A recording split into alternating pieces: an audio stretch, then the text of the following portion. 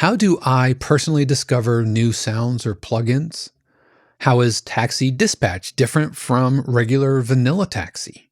What types of queues are in the highest demand? And what exactly are neutral tasking queues? Do you have to write entire albums just to get in with the library?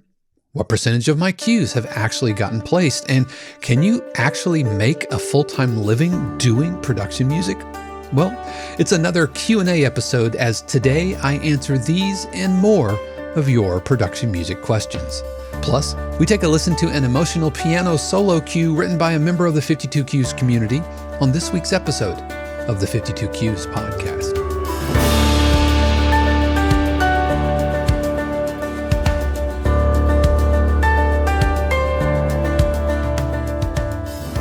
What is happening, everybody? This is Dave Croft, and welcome back to another episode of the 52 Cues podcast, a weekly podcast dedicated to all things production and library music, where we talk about industry topics and take deep dives into the different aspects of being a working production music composer. Plus, we feature a cue written by you, a member of the 52 Cues community, and this week we're going to be taking a listen to So Long Sweetly, which is an emotional solo piano cue written by Michael Baird, so you definitely want to stick around for that. If this is your first time here, welcome. I'm so glad you found me however you found me. I know you have a ton of options out there, whether you're listening to this as an audio podcast or watching on YouTube. I just want to thank you for spending part of your day here with me. I also want to give a special word of thanks to the family, friends, and patrons of 52 Cues who help keep the podcast, the channel, everything we do here going, because we are 100% community supported. So if you like what I do, don't thank me, thank them.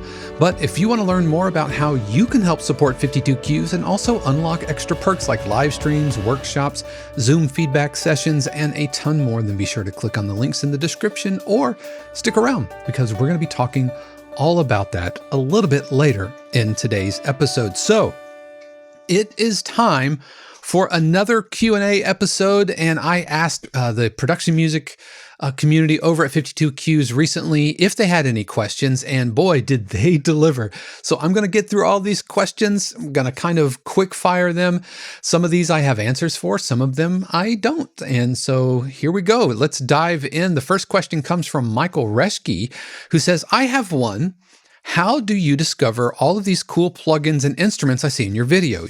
You always show something cool like RC20, Serato Sample, or the Zebra Synth, and now I want to buy them. Plus, how do I find to learn them on my very busy schedule? Michael, first of all, thank you so much for the question. And this is a stellar question. And the quick answer is, I watch quite a bit of YouTube videos, and I'm always kind of on the lookout for interesting new plugins. And you watch a few of these videos, just a couple, and then suddenly your ad, the YouTube algorithm kind of starts figuring out, hey, this guy is watching videos about plugins, so let's start sending him ads. And so some plugins I see through ads, many I see from watching other producers doing their thing, like Serato Sample. I was watching a video on vocal chopping. Right? How do you vocal chop effectively? And there was a composer using Serato Sample. I'm like, wait, hold on. What is that? What are those? And it was Serato Sample. So I literally paused the video, headed over to Serato, and bought it. So it's all about, for me, finding new plugins. It's about keeping my ear to the ground, watching channels. Many of the channels I recommend, we did a video, and I'll put a link up to to that recommended video. Channels that I get a lot out of, whether it's I Am a Music Mogul or whether it's, John Mayer or a guy, Mitchell Moore, they're always talking about new sounds and new plugins. And so that is one way that I find plugins.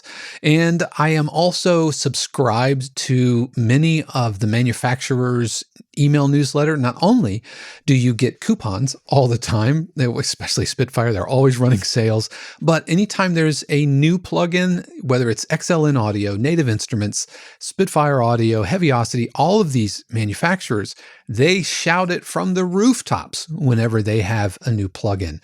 And so being on their email blast, you really get to know when things when things come out. So it's kind of a multi-pronged strategy. Now, the last question you were asking is, how do I find time to learn? Well, I feel like I need to learn them a little bit better, because I kind of scratched the surface, learned just enough to be dangerous, and then I'm kind of off to the next thing, like a little bee off to the next flower, and just diving into that. But really, I try to find a home for new things pretty quickly. Like with Serato Sample, I immediately started using it. When I get new sounds from like the Unfinished or whatever, I try to find homes for them in the cues that I'm writing. And so finding homes kind of forces me, it forces me to start using it as opposed to buying it and then kind of forgetting about it. Now, that having been said, my hard drive is full of plugins that I was really, really, hype about, and then just kind of fell off my radar. And so I need to remember to use those things. And this is where, Anne Catherine Dern, in her video said, stop buying bleep, right? Stop buying crap. You don't need it. You have what you need. And so I have to remind myself to keep doing that. But Michael, I hope that answered your question. And I really, really appreciate you sending that along. Mikhail Pasalaj asks, I would like to hear more about where taxi dispatch is different from usual taxi listings. Boy, this is a stellar question. How is taxi dispatch different from just regular vanilla taxi? I don't know, honestly, how it is now, but my understanding of how taxi dispatch started was when the regular taxi was a lot more singer-songwriter looking, libraries looking for songs. The dispatch was much more bent towards the instrumental side of things. Instrumental folks who really kind of knew what they were doing. Taxi dispatch didn't have long feedback forms. It was kind of a thumbs up, thumbs down. And it was very, very quick turnarounds. So like 1 week. So quick turnarounds, you weren't going to get a lot of feedback. It was a thumbs up or thumbs down. And it was generally more for industry, instrumental music from libraries who were really, really needing music relatively quickly. And dispatch appealed to folks who were really getting consistent forwards because there is no feedback, right? Now, that's my understanding of how it started. Now, how is it now? I feel like that line is very, very blurry now because the dispatch listings don't have the super quick turnarounds. Vanilla Taxi has tons of instrumental cues. And so I am not exactly sure where that line is blurred. And yeah, I don't know what the future holds for it. And I have done dispatch and both taxi and taxi dispatch.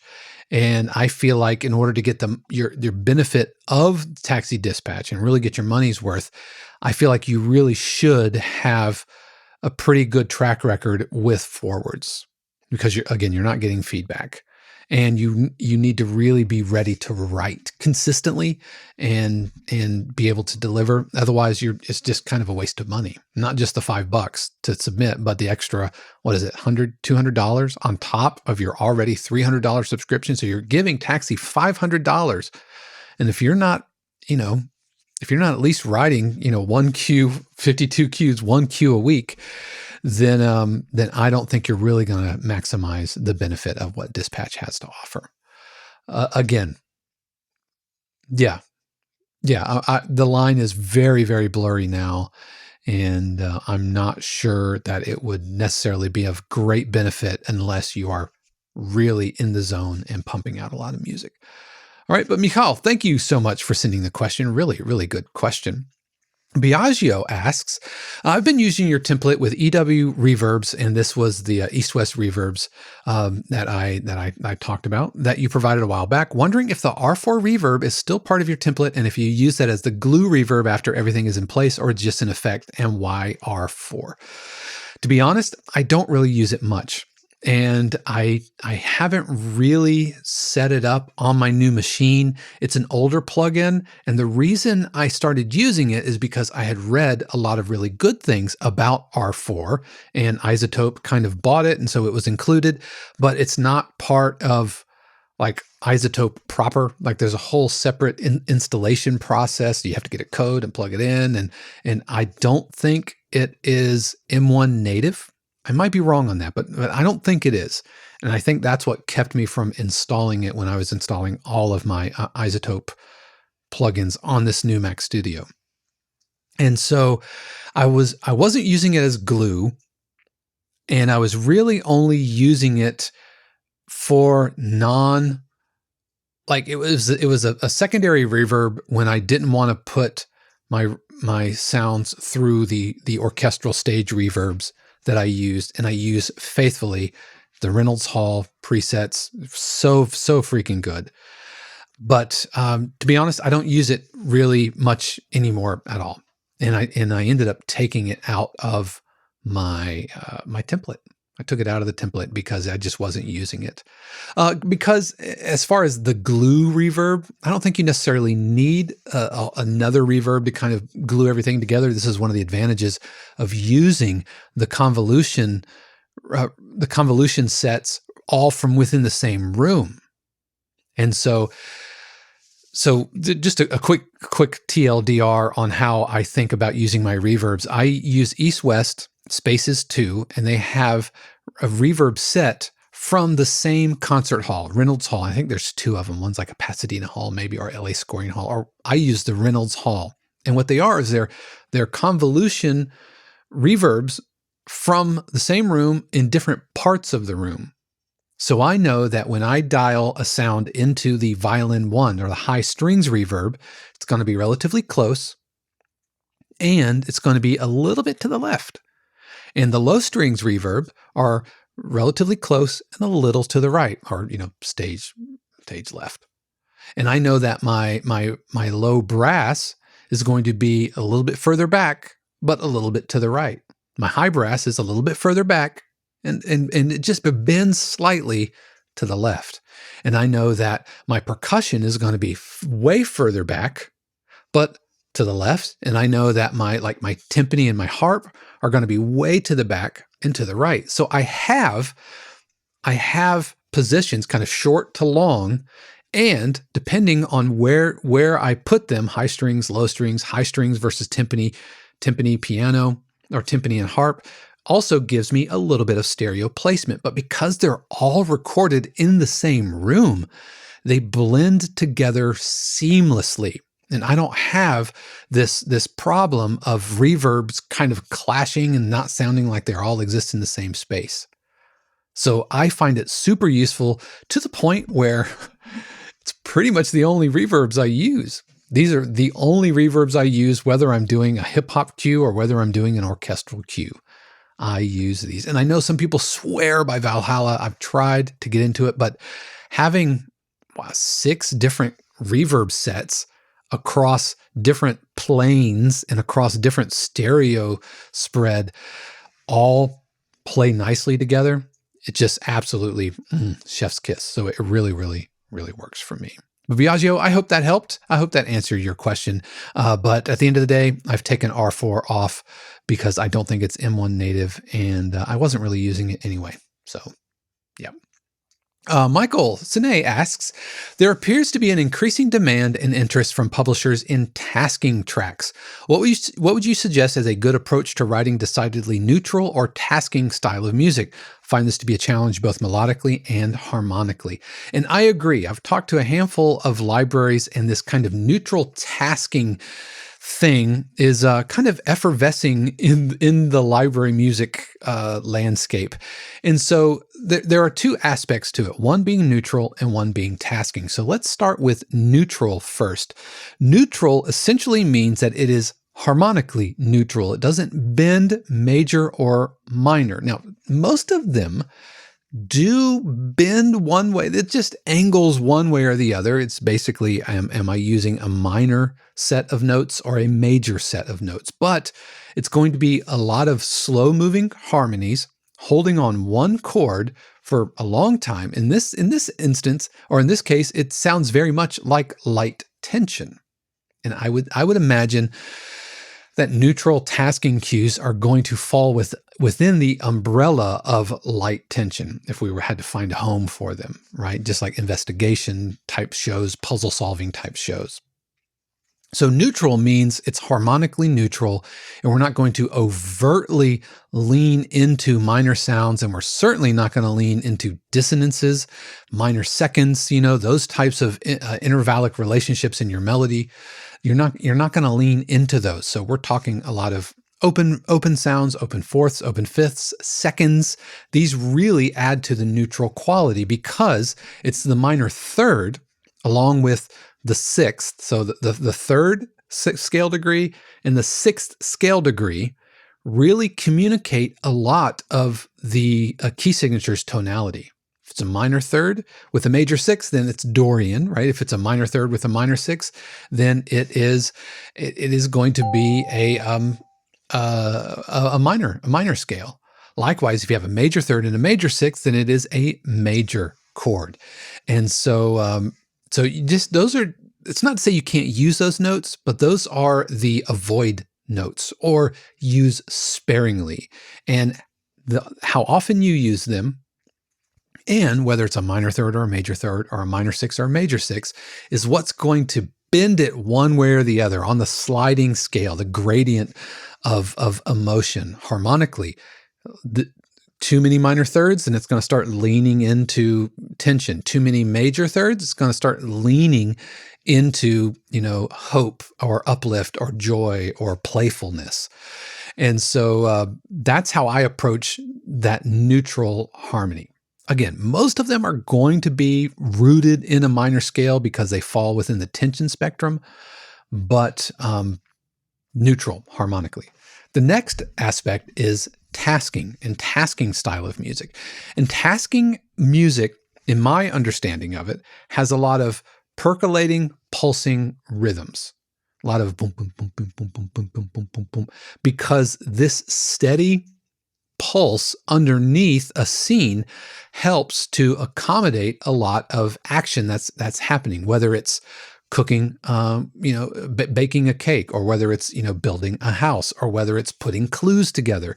The idea is that the characters are doing a lot of things, a lot of montages. There's a lot of activity, and not necessarily action. I think I said action, but it's not action as much as it is activity. And so all of this pulsing, all this rhythmic aspect, it really helps to keep the pacing of the scene propelled forward. Whereas if you had a lot of long sustained sounds, then the pacing of the scene kind of settles back. And so with tasking cues, we want a lot of those percolating rhythms. Now, it's not an action cue, so you don't want you don't want big cinematic toms. It's just a lot of, again, percolating. It's a lot of percolating rhythms and some rhythmic interplay, sounds coming into the textures and leaving out of the textures.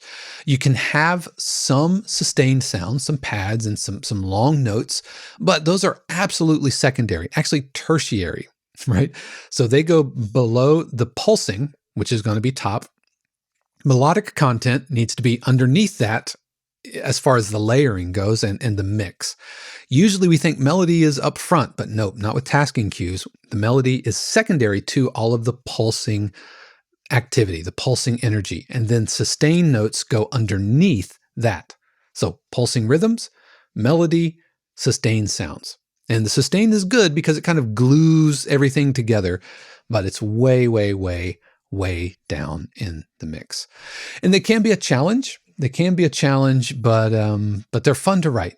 The challenge is writing something that doesn't bend one way or the other emotionally, and you want to keep it nice and neutral. But really, really good question, Michael, and I hope that helped. Really appreciate you sending that along. Chris asks, what are some of the current new styles of tracks in demand or currently popping up in a lot of briefs at your end?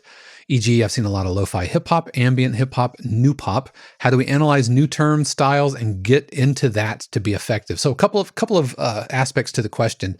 And believe it or not, this question was asked at the production music conference in LA a few weeks ago. They were talking to music supervisors and editors, and they said, what is most in demand? And their answer at first felt a little cop out, like, come on, just answer the question. Like, basically, what I'm wanting to know is, what should I go learn to write? But their response was, what is most in demand is well-produced music that is executed well. Meaning it sounds good and the musicianship and the quality is good, because good music will always find a home. Good music will always find a home. And music that you do well will find a home. And there's some real truth to that.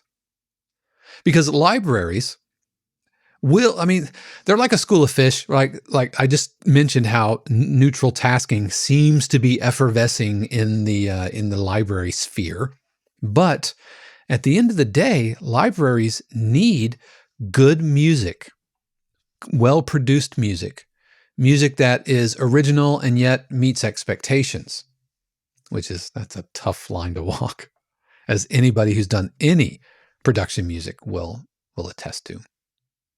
So, at the end of the day, the styles that are most in demand are what you do really well, and focus on that, as opposed to trying to keep an ear to the ground and, hey, a lot of people are asking for this. Now, that having been said, hip hop continues to increase in popularity as hip hop's influence is felt in more and more genres and subgenres. The demand for having an understanding of how hip hop works, how beats and how beats can be incorporated into things like tasking cues and tension cues and dramedy cues and everything in between. So, if you flip through the taxi briefs right now, they're asking for a lot of hip hop.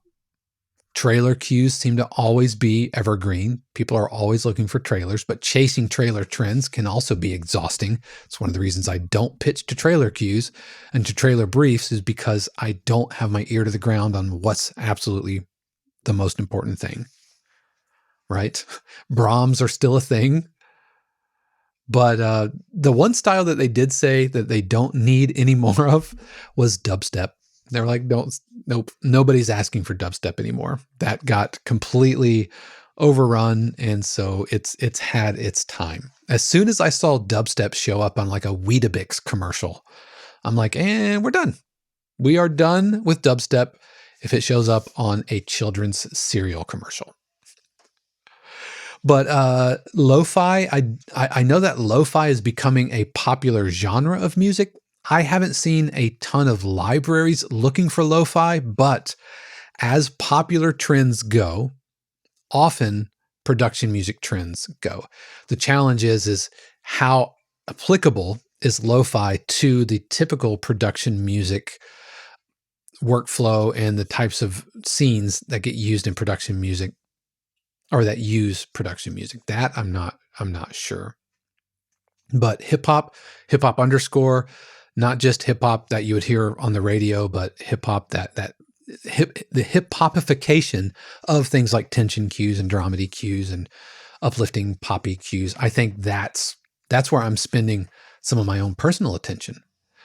Now, the next half of your question is, how do we analyze new terms and styles and get into that to be effective?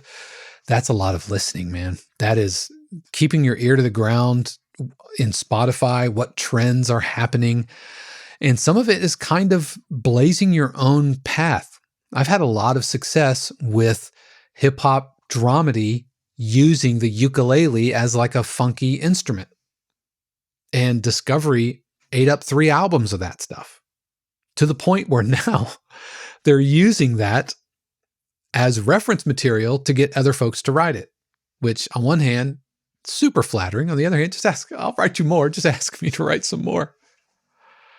And so that was a product of me looking for some other new voice that I could bring to what is otherwise a pretty tried and true sound palette.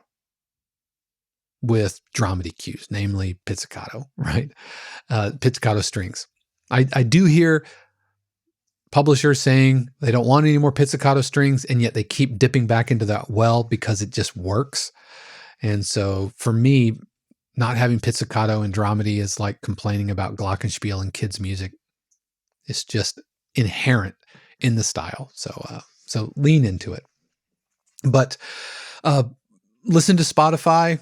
And if you don't like the style of music, then you have to listen to it clinically and academically.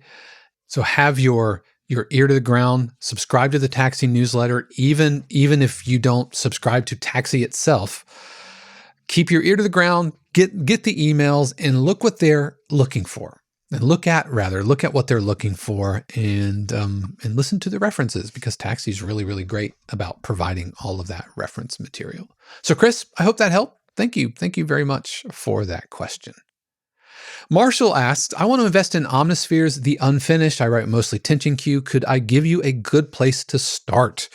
Matt Bowdler's theunfinished.co.uk. I did an interview with him. He is absolutely wonderful. And if you're looking for like a good starter pack, I would start with the Colossus library.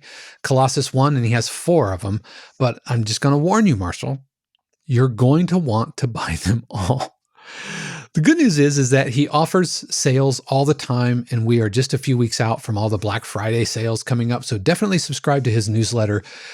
But the Colossus was my first foray into it, and it was so good that I immediately started gobbling them all up.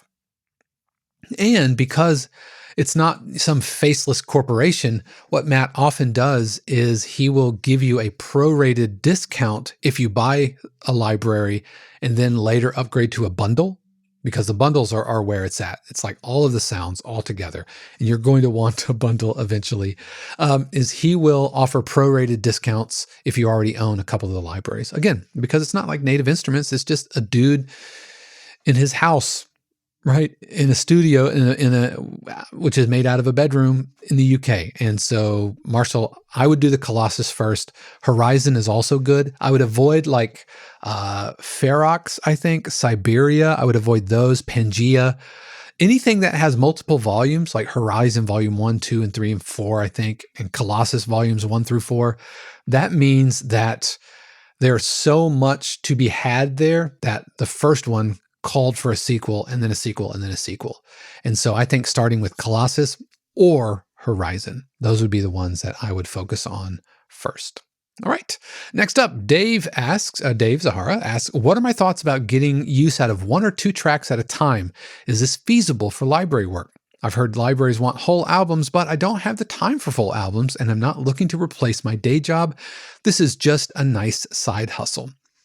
Fantastic question. And there does seem to be some competing schools of thought. And I am here to say, ¿por qué no los dos? Why not both? Because you can kind of one at a time it with libraries and send full albums. The challenge becomes when you're pitching to libraries, when they ask you for a full album. And I do believe that libraries respond better if you say, I have 10 albums or 10 tracks, 12 tracks, 15 tracks ready to go. I think a library's much more willing to take a chance on an unknown to them composer if you can demonstrate that you know how the industry works. You've demonstrated your sustainable creativity, and you're not just kind of a one-shot, one-trick pony here.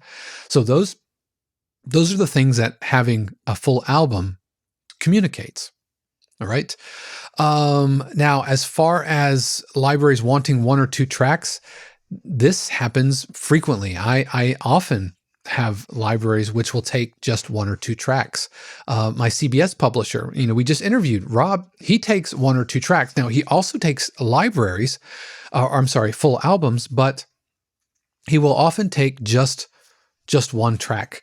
And finding libraries that do that, they are out there. Taxi will absolutely be a way to get in with those libraries because they might ask for more, but I think the Taxi folks, those Taxi libraries are probably used to working with one at a time. And I believe most libraries are okay with that, because they're either asking you for a full album or they are populating an album that they are working up themselves. And so they will gather multiple cues from multiple composers onto that one album. I don't think every library only asks for full albums from all of their composers. I don't think that's accurate. It's just a matter of getting in with the library, and then once you're in, then you probably will be able to send one or two tracks at a time. One of the libraries I work with, they pitch briefs for shows, and the show will absolutely take one or two tracks, but the library themselves put them together as a compilation. And so yeah, libraries wanting only whole albums, I don't think that's true. Pitching to libraries, having a whole album will absolutely give you, I think, a benefit. Mark Morganshaw asks, what percentage of my cues have actually gotten placements? This is a really, really good question. And it really varies. My discovery stuff, because I've been doing discovery now for 3 or 4 years. And so that seems to be a slower mover, but the CBS stuff, my first year with CBS was probably only maybe 15 to 20% of the cues that I sent actually saw air. But now I would say it's closer to 75% of the cues, but I'm not sending them the volume of cues that I sent in my first year. My very first year, I guess I could do the math. My first year with CBS, and I submitted 17 tracks. Of those 17 tracks, only 5 actually saw air that season. Now, some of those tracks from that first year later got picked up and later saw air, like 6-7 years later. It's really crazy how those work. But that first year of the 17 tracks, only 5 got air. Now, 2 of those 5 cues, actually more than that, probably all 5 of those cues still get air on some level today. Now, the second year, I only submitted 7 tracks my second season, and 5 saw air. So significantly better odds as far as the percentage. My total percentage of all of my signed cues, I have nearly 700 signed cues, individual cues. That's not counting cut downs and everything. Nearly 700. And I would say probably 100 to 200 have gotten placed in some level. That's a complete guess. And whatever the percentage of that. So it feels like 30 to 40% get placements. And that number gets better year after year for a couple of reasons. First of all, you get better at writing the cues, and the relationship with your publisher improves, and the quality of the cues that you're sending off to your publisher. The publisher gets to know you, and the publisher is farming your cues out to opportunities that yield a higher placement over time. And so, yeah, I would say probably 40% of those cues have gotten placement. CBS being a much higher percentage, and my sports stuff being a higher percentage, which again, I've been at it longer than the discovery tension cue kind of side of thing, the stuff I do for like Temptation Island, and I've gotten some Netflix placements and all that stuff. All right. Marshall asks, and to add to the question of above, what percentage of libraries pay a consideration fee, and do we ever have libraries that get no placement at all? I'm sorry, let me say that again. And do you ever have a library that gets you no placements while others do quite well? The percentage of libraries that pay a consideration fee is actually pretty darn low. I don't get any consideration fees for any of the CBS sports stuff, but I know that I have a much higher percentage of getting placed. There are 2 other libraries I work with. All the Discovery Channel stuff does have a consideration fee. And I have another library I work with that has a small consideration fee as well. Every other library I've published for they don't have consideration fees. I think this is something that's changing, and I'm happy for it to change because consideration fees are great. but it's something that isn't quite there yet. And so it can be really tough because they're exclusive. And so they feel like they sometimes go into a void, especially if I don't get placements. I have libraries that have gotten me 0 placements? I've had a couple, and I have kind of parted ways with them. And so having a couple of test balloons, trial balloons that you kind of send out and see if they get any traction. And then if you get 0 traction, then I'm not really gonna send more. I have one library that I've done a couple of albums, or one full album, and contributed several others, and I'm waiting for that traction to happen because it's only been a year or so that I've been really pouring into this library.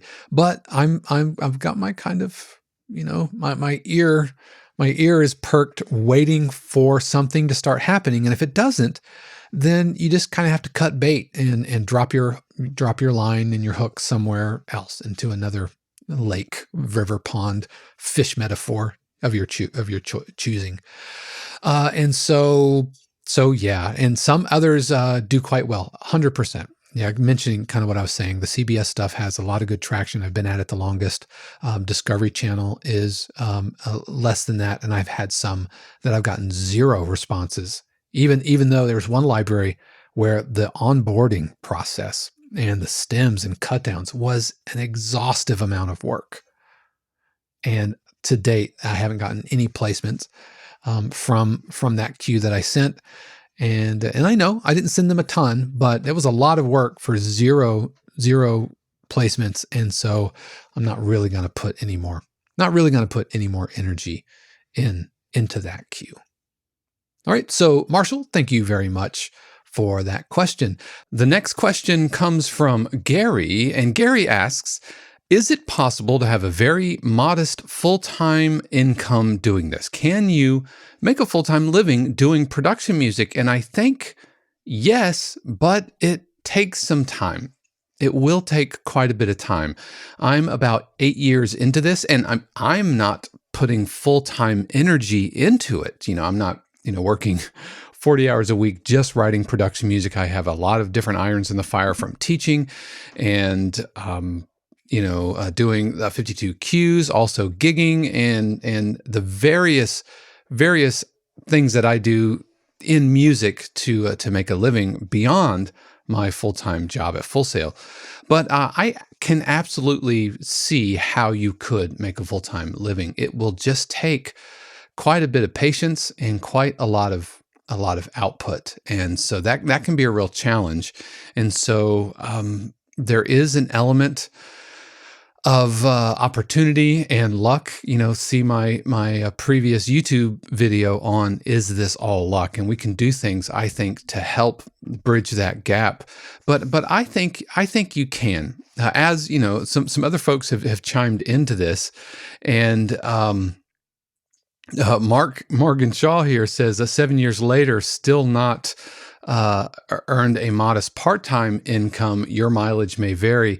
And so it does vary, but it's all about how much you're putting out there, how much are you marketing yourself, how much are you pitching, how much are you improving, and where did you start from? Did you start from ground zero? I know nothing about the industry. I know nothing about music. I just like music. And I'm not saying this is what you're doing, but I can say, hey, I'm 8 years into my getting placements journey, but I also, started band in 6th grade. And so music has been a very real, very present part of my life for 40 years or so. And so I guess approaching 40 years. And that all builds into my ability to make a living doing this. So I think if you're starting from scratch with 0 musical training and trying to get full-time income, it's going to take longer than somebody who, even just took piano lessons, or somebody who went to college, or somebody who just has been writing songs. They don't need any formal training, but maybe they've just been writing songs since they were a teenager. And so all of that adds up.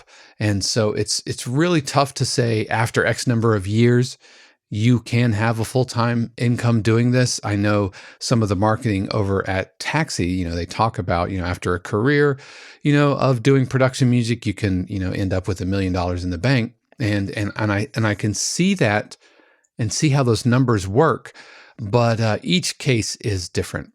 Is it possible? Absolutely. It's absolutely possible, but it takes patience and it takes a certain amount of capturing opportunities when they come your way, and it just takes perseverance. And so, yeah, I if I had to put a number on it, and this might be depressing, but I wouldn't bank on making a full-time living any sooner than 5 years, 10 years. I think 10 years is probably a more conservative number. Over the course of 10 years, you can see your full-time job and this outside thing kind of dovetailing, which means that for a while, especially at the end of those 10 years, you will be working essentially 2 full-time jobs until the production music becomes so much that you can step away from the full-time job.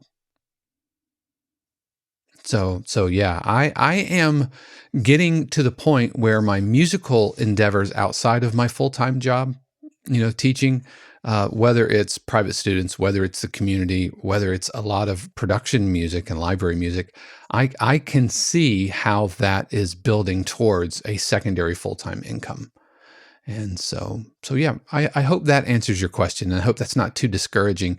I would love to say 5 years. Yes, absolutely. But my experience feels like it's going to be closer to 10 years, even though I'm at 8 years and it's almost there. It's almost there after 8 years or so.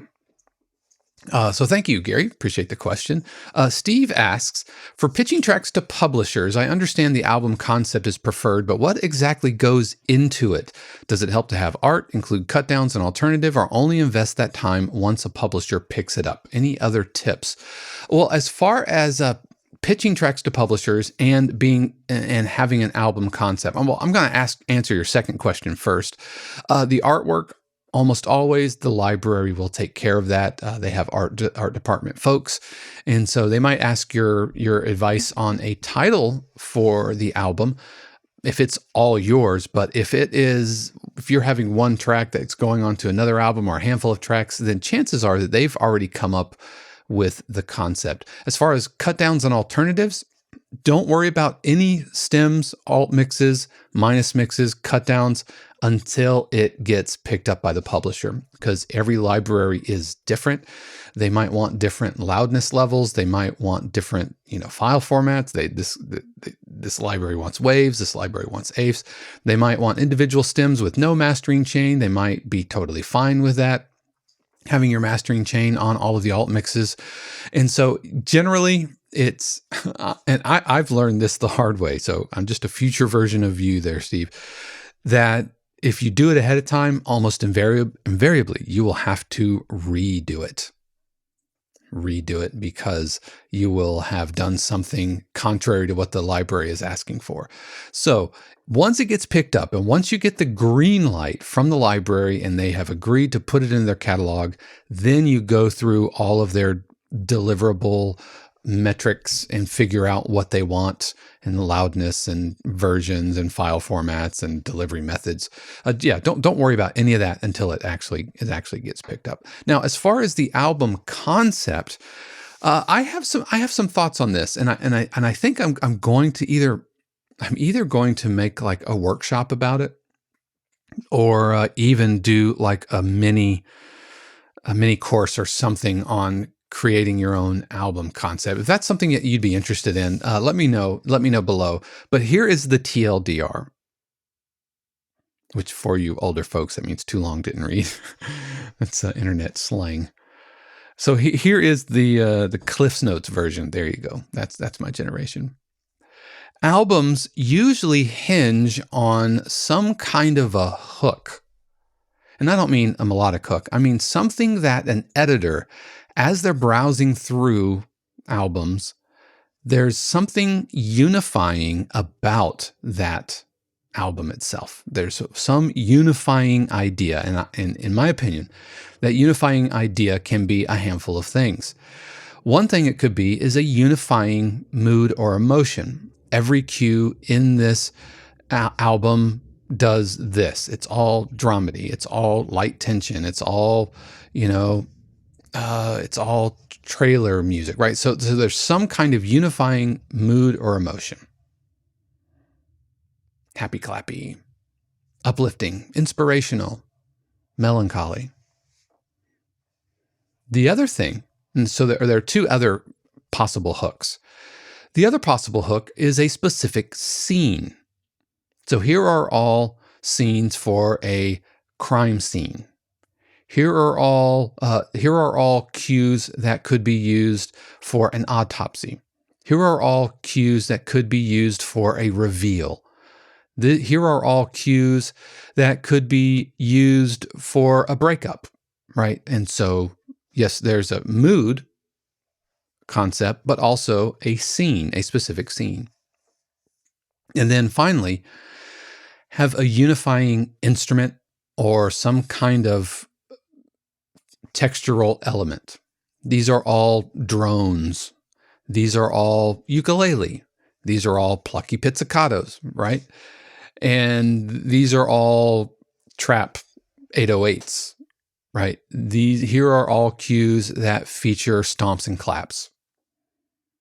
And so some of these could cross the beams a little bit. You could have a stomps and claps album that also has, uplifting as well as tension. You can have a light tension cue that also has marimba and guitar.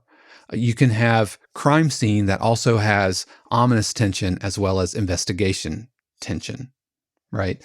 And so those are how I kind of compartmentalize album concepts. And again, I'm feeling like I want to do a workshop or an extended, like a guided course, not really a course, more like a course of action, and offer a course on build an album in a month or in 90 days to an album, and kind of walk through that whole process. If that's something that you think you'd be interested in, let me know in the comments below, because it's been poking around in my brain, and I think it might be helpful. But let me know in the comments below if that's something you'd be interested in. But Steve, there you go. But yeah, don't work up artwork, don't work up stems and cut downs until it gets picked up. All right, Jerome asks, I'd like some clarification regarding the terms people use for library types. For example, Dave uses the term publisher when he seems to be referring to library or exclusive libraries, where to me, a publisher is more like Songtrust or a UMPG.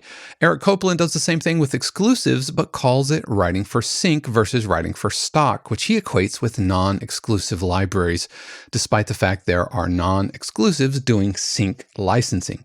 It can get confusing trying to pin down the advice and what it pertains to. Jerome, you are not wrong at all. You're not wrong, because some of these terms do get kind of floated around because they're not necessarily all agreed upon.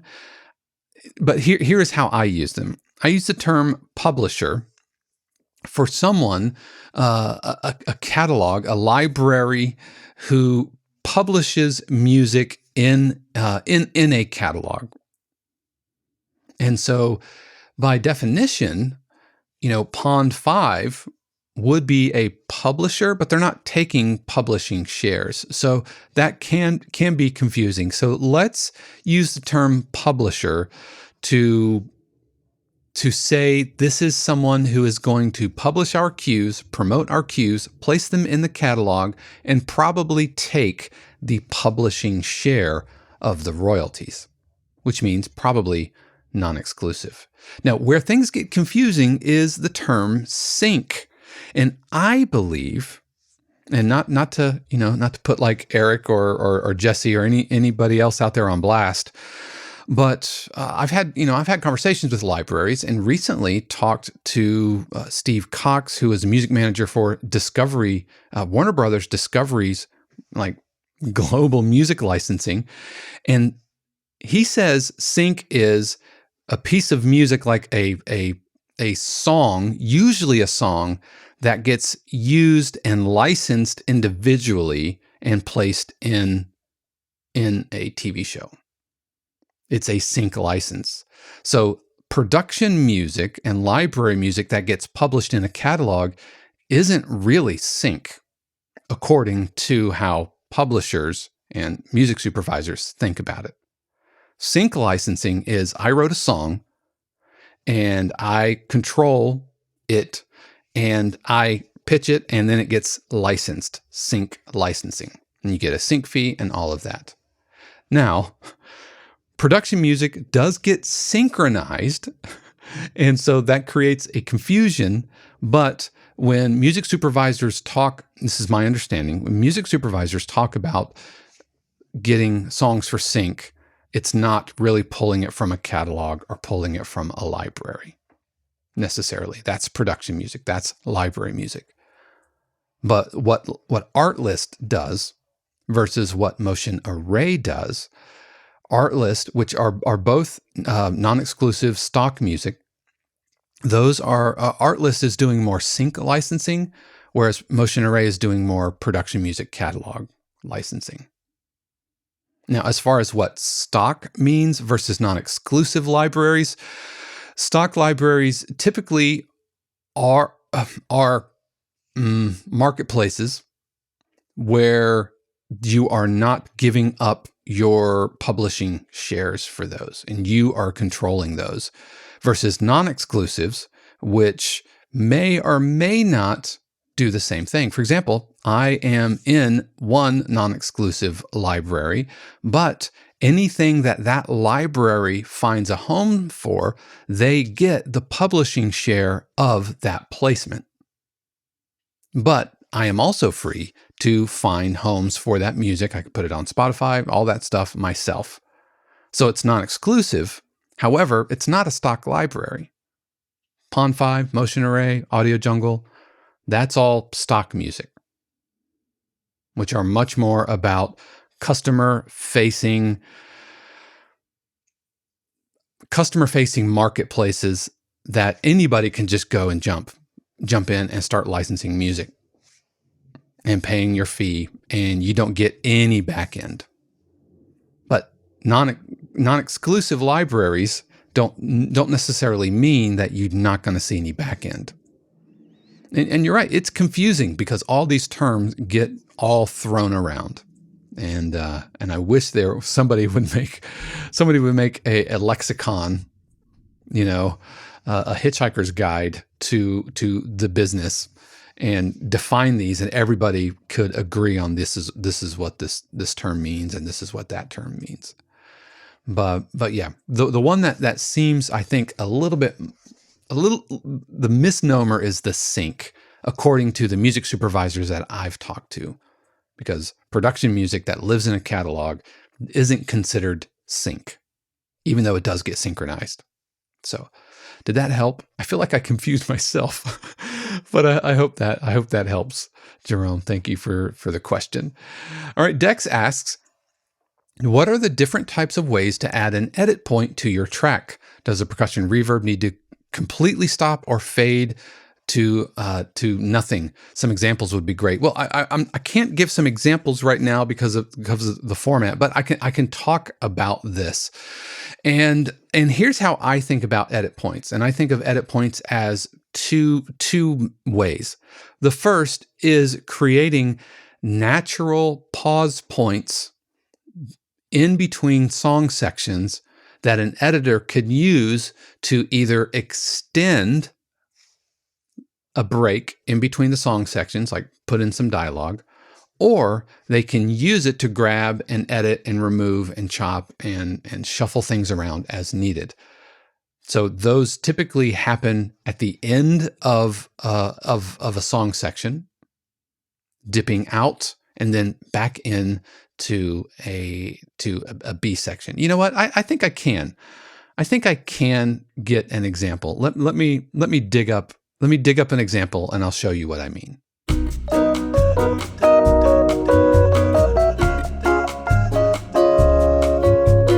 You know, I actually do have an example, and I've got a cue pulled up here. This is a cue called Cold Case Breakthrough, and I just brought it into Logic so you can kind of see how the transients look to an editor, or how a track looks to an editor. And so when they see a big gap like this in the middle of a cue, this signals that this is a good edit point. So the first way that I think about edit points is, again, to create a pause, a lift, a point in the cue that an editor could, if they wanted to.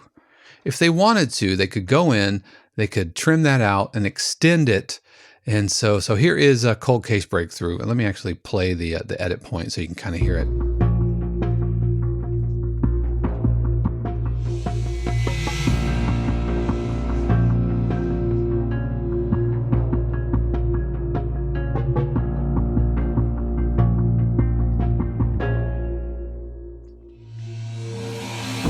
Right, so that's the edit point. Now, an editor could, if they wanted to, they could cut it apart and then dialogue. Oh my gosh, I couldn't believe. Look at the murder weapon. It's there on the ground. We finally found him. Right. So they could, editors have that option. Now, the second part of your question was, do we need to go to absolute zero? And I say no, we don't need to do that, because the editor can do what I just did, which is cut, edit, fade as needed. And going to absolute nothing, I think, is overkill and just, quite frankly, sounds a little weird. You just want to give editors enough that they can work with if they need to. Usually a measure, sometimes just a couple of beats, but you want it to sound natural, a natural decay, right? But don't go to absolute zero, but also make sure that you don't have any delays or any rhythmic elements carrying into the edit point, because that keeps the rhythmic energy moving, and we don't want to do that. We want to create a nice clean stop.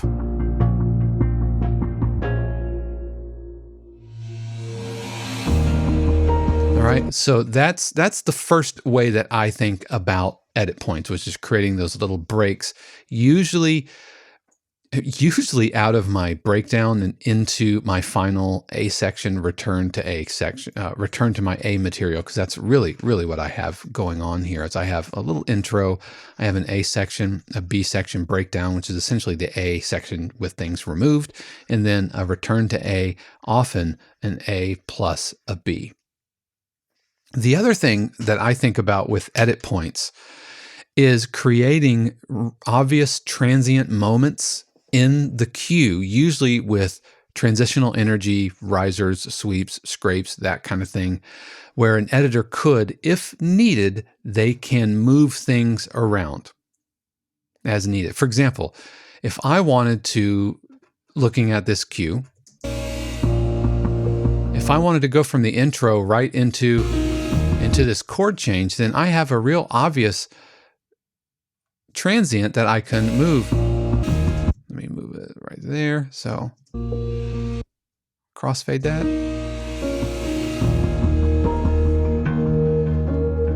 So I've just made that edit.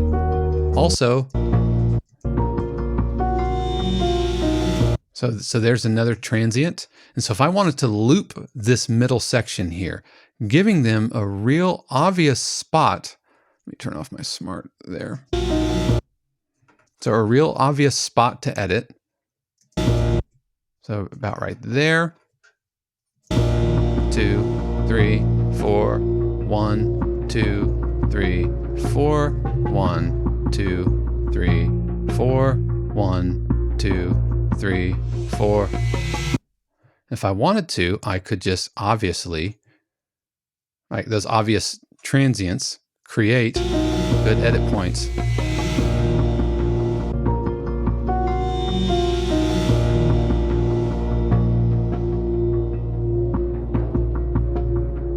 So if I wanted to extend the vibe of this scene,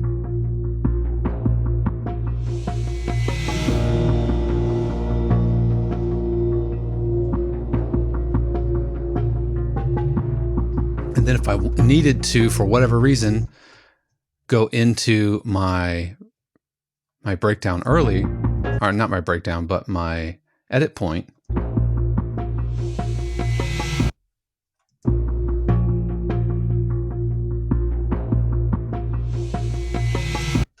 so I could slide that right there, a little crossfade.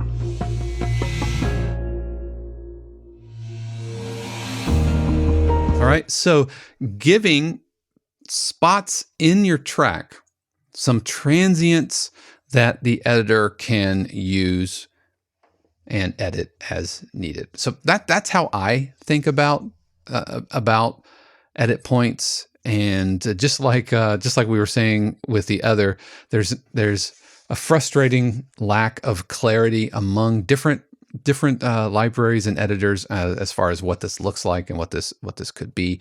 But that's how I think about it. And my recommendation for anybody wanting to play around with this is try to edit your own tracks. Like find a piece of video, find a trailer, and just mute it and try to edit your music to match what's going on the screen. Or just do some voiceover. Just read a passage from a book and try to make your music fit. That will absolutely teach you some of the ins and outs of editing. And it doesn't have to be anything crazy fancy. The point is just practice using the tools whether it's Logic or Pro Tools or whatever. Studio One, I see you Studio One people.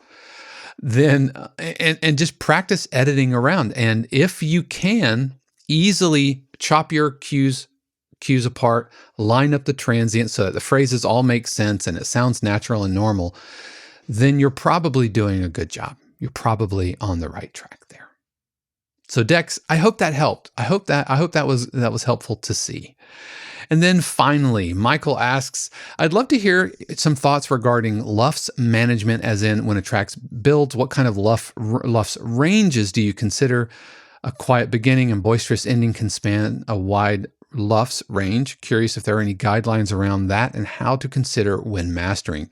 Michael, thank you very much for the question, and be sure to stick around because we're going to be listening to Michael's piano track here in just a minute. LUFS, by the way, stands for Loudness Unit Full Scale, and it is a loudness metric similar to RMS. LUFS is kind of the more popular. It's getting more and more popular, and it's essentially perceived loudness over time. And there's complex math behind it that I don't really understand, but that's okay. I don't have to understand it.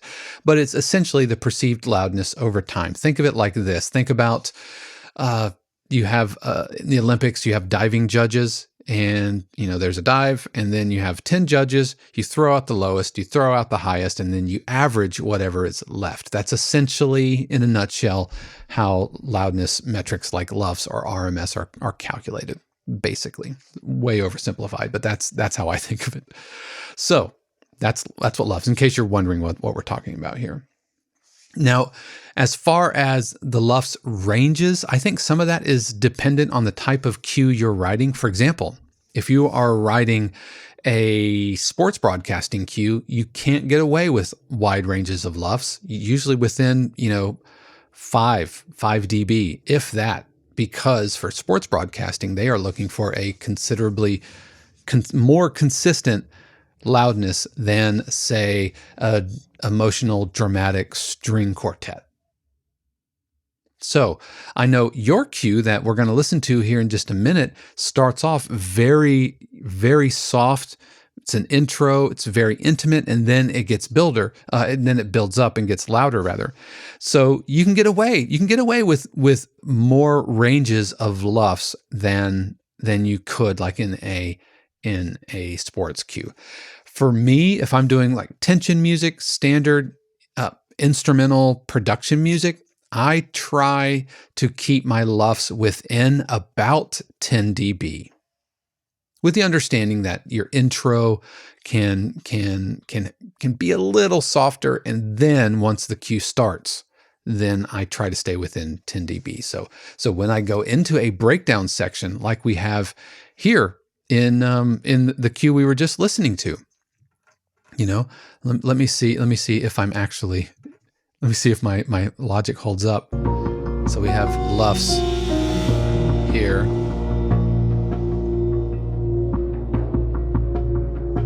So at the loudest portion, my LUFS is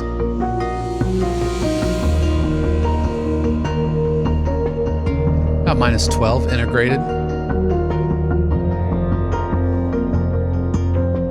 So let's go into my breakdown. So my breakdown's about -15, -16 or so. Do I have a... Sorry, I peaked the output bus because of that edit and that overlapping edit. That's why that happened. All right, so I have about 6 dB of change there, and so I think that's a good place to be. But that's what I shoot for, about 10 dB max LUFS range once the cue gets started, with the understanding, like I said, that intros can be a little bit more. If you have an ominous tension cue, you're going to take 10, 15, 20 seconds to get up close to the -10. I would say don't wait too long. Don't wait until 3 minutes or 2 minutes into your cue. You shouldn't hit your maximum loudness only at the very, very, very end, unless the whole cue is kind of building up to that. You should, and when I say the very, very end, I mean like the absolute last transient, especially if things are super, super quiet. You don't want like a -20 LUFS, -30 LUFS for a minute and 50 seconds, and then the final second hits -10. That's way, way too loud. And so this can be a real challenge when you're mixing, when you have elements like, if you're doing hip hop, you have 808s and these huge LUFS hungry instruments that when they lay out, then your LUFS just completely crater. So you have to be a little bit mindful of that. And that means that there's probably need to balance that out. Your 808s are probably too loud. That would be my guess. So yeah, the type of cue that you write does affect that, and how long you spend getting into it. But my rule of thumb is no more than a 10 dB range once things get started. So those were all the questions we got on the recent Q&A thread. Thank you so much to everybody for asking those questions. Really, really enjoy those. And these are something that I'm going to start rolling out every few months here on the channel, and just asking questions. I'll post up a thread over at 52 Qs, and we will ask your questions, and I will do my absolute best to answer those. So we're going to take a quick break, and we're going to hear from Mrs. 52 Qs, who's going to tell us all about 52 Qs and what you can do to join us. But when we return, Michael Bears, we're going to be listening to a solo piano cue, which features a pretty wide range of LUFS. So we're going to take a listen to that right on the other side. Hey y'all, I'm Shannon Croft, and I want to tell you that the 52 Qs podcast is made possible by viewers and listeners just like you, composers and producers who are looking for a better way to connect and collaborate. You see, 52 Qs isn't just another website selling static, pre-recorded videos to a mass audience. It's a fun, vibrant, and positive community that comes together online for sharing cues, getting feedback, and discussing what's up in the production music industry. You'll find both personalized feedback and live interaction, which are the best and fastest ways to grow your skills and earn more placements. The best part is that the 52Qs community is absolutely free. And when you're ready to take your career to the next level, we offer friends and family subscriptions which unlock weekly live streams, live interactive group feedback sessions, monthly interactive workshops, and more. Head over to 52qs.com and sign up today. And while you're there, check out our personalized feedback videos, private lessons, and of course, merch. I can't wait to see you at 52qs.com.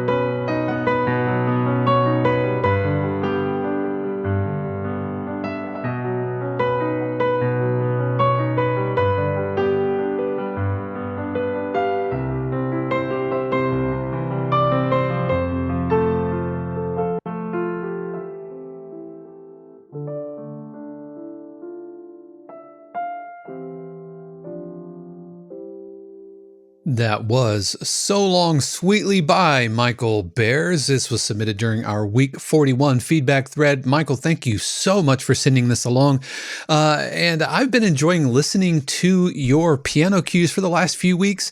He is maybe working on an album, but really, really nice piano playing. And as you mentioned in your description, that this is the VSL Steinway. And I gotta say, I'm really, really impressed with the sound of this plugin to the point where one of these that I listened to a few weeks ago, I legit thought that it might have been a recorded piano for a couple of reasons, not just the sound of the piano itself, but your playing.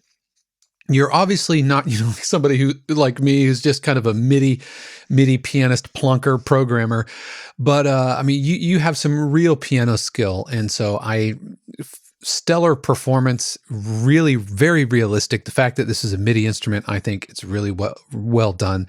It's mixed really, really nicely. Everything just is super clear. It's not overly compressed. The dynamic range of a solo cue like this, I think, is spot on. So really, really nice work. If anything, maybe a little bit more, if we can juice up the low end, just so when you dig down into the bottom, few octaves of the piano, that it really warms up. So just some low end frequencies, I think. So I think we started off really, really nicely here. My main takeaway from this is that we essentially have three sections, right? We have kind of an A section, we have a B section, and then we have a C section. This A section is an intro, and our B section is where it develops and we go up the octave, we go down the octave, because we start up the octave in their A section, and we go down the octave, spread the melody out, and then in our C section we go we add an octave above. And so I think this is really working. And I even think the super rubato intro is working because it's setting the stage. And so I think we're in really good shape. But what might be an issue for production music libraries is not only do we have 3 separate tempos, but we also have 3 separate feels. So starting out, we have this really rubato intro, kind of almost con la voce sounding, and then we go into 1 and 2 and 3 and 4 and 1 and 2 and 3 and 4 and 1 and 2 and 3 and 4. Nice ornamentation too. So we're in really good shape, and it lives there. Nice harmonic work here. It never gets dull. It never gets boring. You're just really walking through all of these harmonic changes, and I think it's all working. And we've got good edit points setting that up so it feels nice and natural. If anything, it might be a little too long. 1, 2, 3, 4, boom. And I would start it right there. So I would shave a couple of seconds off. I felt like this was a little too long to the point where it didn't feel attached. But the real issue that I could foresee with this cue is in our C section. Namely, we changed tempo. So this is now the 3rd tempo change in 2 minutes. And we change feels, and the emotion and the mood changes. So we're wrapping up. 1 and 2 and 4, 1 and 2 and boom, boom, and so we've gone to the syncopated thing. So instead of where we were, and I'm backing it up, 1 and 2 and 3 and 4 and 1 and 2 and 3 and 4 and 1, and so then we go into this almost what is it called? Montuno of like a it's super syncopated. I don't think it's not really a Montuno piano, but it just feels a little too syncopated here. And as soon as we go into that, we immediately kind of slam on the brakes and things start pulling back. And I don't think it would feel quite as sudden if we had kept this feel cooking, kept the 1 and 2 and 3 and 4 and 1. Now, I loved that you added the 8 VA, the octave above in your right hand. So we're kind of doing octaves for the melody. I thought that was absolutely spot on, because we have a high melody in our A section, a low melody in our B section, and then we have a low, a high, and a low together. And I think that absolutely works. But that on top of a tempo change, on top of a feel change, and then immediately slam break into our little outro, I think it's too much. I think it's too much. And so I would keep the straight 8s, 1 and 2 and 3 and 4, and cooking and doing the octave business in our B section here. If we're wanting to make this editor friendly, because right now we're really in the realm of artist brain and art music. This is a piece to be listened to or a piece to be performed. What it's not necessarily is a piece that's going to sit nicely and undistractedly underneath dialogue or underneath a scene. So that's where we have to be careful. And the last thing I'll say is we probably want to make sure that we end on tonic. Now, that feels tonicized, so it doesn't necessarily feel like we're ending on a half cadence or something, but that isn't actually tonic. That's where you're ending, but that's actually tonic, that you started the cue off from the beginning. All right, so we want to find our way back to tonic. Now, don't misunderstand me. The playing, the performance of this is really, really nice. The sounds sound good. They sound absolutely authentic and real, and arguably some of the best piano. That VSL Steinway, that's something to consider. And I'm a sucker for Steinways. Like, I don't want to, don't come at me with a Bosendorfer or Yamaha. I'm Steinway, ride or die. But I think this is going to be too much tempo fluctuations, too much feel fluctuations where an editor would probably steer clear of it because of some of the difficulties it might pose. But Michael, again, thank you so much for sending this along. As I mentioned, this was sent along during our week 41 feedback thread, and we provide feedback threads every single week. And this is where composers come in, post their cues, and give feedback, leave feedback. And if that's something that you're interested in, then why don't you head over to 52cues.com and join us. It's free to join the community and to participate. So please, why don't you do that? That having been said, if you found that feedback helpful, and if you're looking for feedback for your own cues, or if you're looking for other coaching services, we also offer mastermind groups and breakdowns and critiques and video critiques, then head over to 52cues.com/coaching. I would absolutely love to help you. But that's going to do it for us this week. You don't want to miss next week, where I will be joined once again by Mrs. 52Q's Shannon Croft, who not only, is a music director and is a music theory teacher and a music historian, she's also a graphic designer and a web designer. She actually did these brand new shirts. This is the read the bleeping brief shirt, and so these are available in our merch store, by the way, with the little arm patch. Yeah, really happy with these. And she also, I took it away from the background because I felt it was really redundant, but she surprised me with this poster. The poster is also available. She does the merch, and she does our marketing, she does our web presence, and all of that. And she's going to be here to talk about, do we, as production music composers, do we really need a website and a TikTok and Instagram and Spotify? We're going to talk all about web presence next week with special guest, Mrs. 52Q's Shannon Croft, so you don't want to miss it. But that's going to do it for today.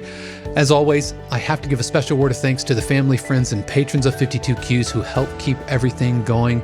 Please know that I love and appreciate you. Thank you. Thank you so much for your continued support. So I hope that your week 41 was great, and I hope your current week 42 is going equally as great. And I know that you're going to have a great week. How do I know that, friends? Because I know and I believe that the universe has great plans just for you. But that's going to do it. Until next time, peace. The 52Qs podcast is copyright 2022 Dave Croft, all rights reserved. The music played on the podcast is copyright of their respective owners and is used for educational purposes only. For more information, including joining the 52Qs community and submitting your cue for consideration on the podcast, head over to 52Qs.com.